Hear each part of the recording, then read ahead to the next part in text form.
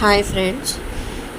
మా grand mother వాళ్ళ టైంలో ఎలా ఉండేవంటే సిచ్యువేషన్స్ చాలా బాగుండేవి. వాళ్ళది ఎన్ని రూమ్స్ అంటే హౌస్ మొత్తం 13 రూమ్స్, 13 ఆర్ 10. మొత్తం అందరూ కలిసి కలిసి ఉండేవాళ్ళు అందరూ. అది ఒక విలేజ్ అనమాట, విజయవాడ దగ్గర. ఎంత బాగుండేదంటే అప్పుడు మేము చాలా చిన్న పిల్లలం అనమాట. అప్పుడు గుమ్మలు ఎలా ఉండేవంటే చాలా పెద్దగా ఉండేవి గుమ్మలు.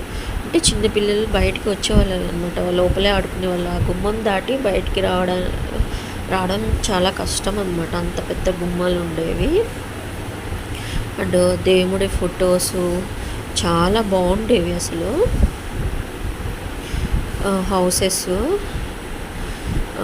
సూర్యదేవర అనంతయ్య నిలయం అని చెప్పి బోర్డు కూడా ఒకటి బోర్డు అంటున్నా, నిలయం అని చెప్పి ఇంటి ముందు రాయించారు.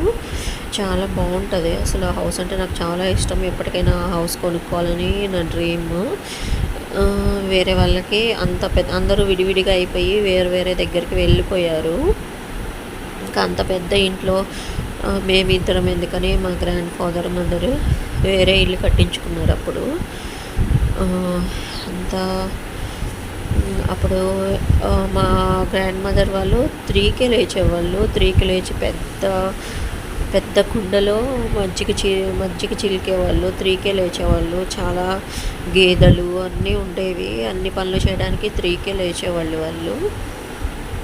ఇంకా మా ఊరికి కొంచెం దూరంగా ఒక శివాలయం ఉండేది. దాని పక్కనే కృష్ణానది ఉండేది. మేము అప్పుడప్పుడు ఆడుకోవడానికి కృష్ణానదికి వెళ్ళి స్నానం చేసి వచ్చేవాళ్ళం. మాకు వెళ్ళాలనిపించినప్పుడల్లా, మాకు దగ్గరే కాబట్టి నడుచుకుంటూ వెళ్ళి, పొలాల పక్కనే ఉండేది, ఊరి పక్కనే వెళ్ళి స్నానం చేసి వచ్చేవాళ్ళం. కార్తీక మాసంలో అయితే అందరం కలిసి వెళ్ళేసి అక్కడే స్నానాలు చేసి ఇంకా వచ్చేసి దీపం వెలిగించే వాళ్ళం శివుడి గుడి దగ్గర. అక్కడ ఒక బావి ఉండేది, చాలా పెద్ద బావి. దాన్ని చూస్తేనే నాకు భయం వేసేది చిన్నప్పుడు. పెద్ద ఇంటరా చూస్తే కూడా అట్లే భయం వేసింది నాకు. అక్కడ మామిడి చెట్లు ఉండేవి, దూరంగా మామిడికాయలు కోసుకునే వాళ్ళం దొంగదనంగా. పెద్ద బురద ఉంది. ఒక్కసారి అయితే బాగా బురద ఉంటే ఆ మామిడికాయలు వేయడానికని అయినా కూడా ఎగిరి కోసాను నేనైతే మామిడికాయలు.